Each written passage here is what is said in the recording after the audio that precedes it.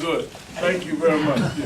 Reverend, the kind of boycotts, what kind of boycotts do you think would be appropriate? That will come out of the boycott committee, and we will again, in about 2 days, be announcing. How do you feel about the turnout so far? I think the turnout tonight was the first time we called the meeting. There have been, I think what has been amazing is even before the leadership meeting, there has been groups on their own that have had demonstrations, all of which have had 200 or 300 here, 500 or 600 there, 1,000 there. I think that shows an amazing on-the-ground raise even before the collective met. And like I said, the collective never met this quickly. Attorney Warren Valentine just walked in. There's a nationally syndicated show on right before mine. People all over the country are planning to come in here for civil disobedience. So again, I think the media is trying to whistle themselves to sleep that nothing's going to happen. The verdict just came down Friday. This is just Tuesday. And you had marches all weekend that was not planned by the leadership. That shows the outstanding sense of urgency that this verdict has caused. Yeah. In the discussions, Reverend, do you have a picture of who you're trying to reach, who you're trying to impress upon about your perceived unfairness of the verdict? Yeah, well, there's several levels. One is the federal government Justice Department, which I think has already announced since we called on it Friday that they will investigate.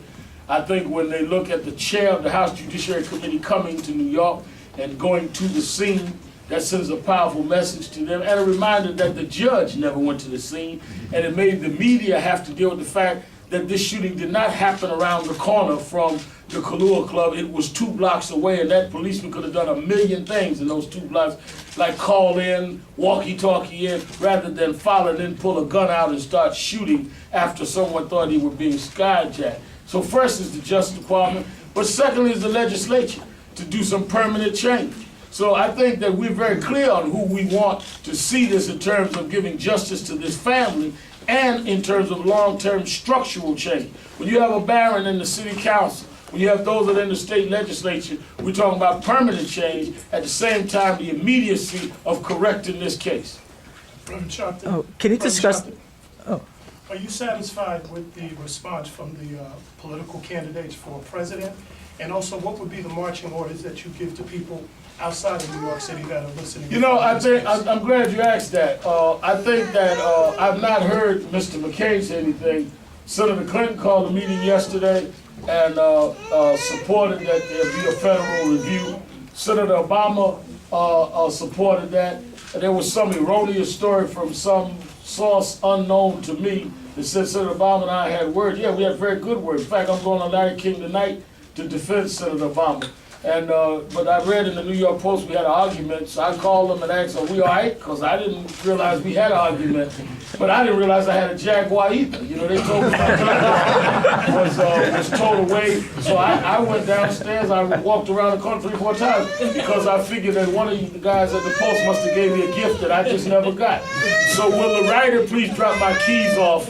Because I didn't get my Jaguar back. Could you describe the legislative changes you'd like to see on the city, state, and federal level? I think that those legislators are going to outline that as they propose the bill. One of the things that we're trying to do is the boycott leaders will outline that at the appropriate time. The legislative leaders, we are a collective. I'm only dealing, and George is only dealing, Reverend Dortch on the collective, each specific. This is not about one person, one organization. As it rolls out, they will lay out the rollout because they, better than I, would know the specifics of their area. Reverend Sharpton, with the spill-off that has happened with the groundswell of people organizing their own thing, would you say that you endorse boycotts that happen on their own, such as the one that's been called for the middle of May? There's a week boycott called. I mean, I don't know which one you're talking about, but I would say that generally anything that is focusing on justice and focus on justice in this case, and that is operating in a way that is not destructive or violent to our community, we would generally support it. But I have no idea what you're talking about specifically. So I'm not going to say that, and you lift up that it's some group of the United Martians from outer space, and I'm asked, why would I support I Martians? think it was called I Love Life. No one had I heard do the too. group before. I do. Thank you very much. All right.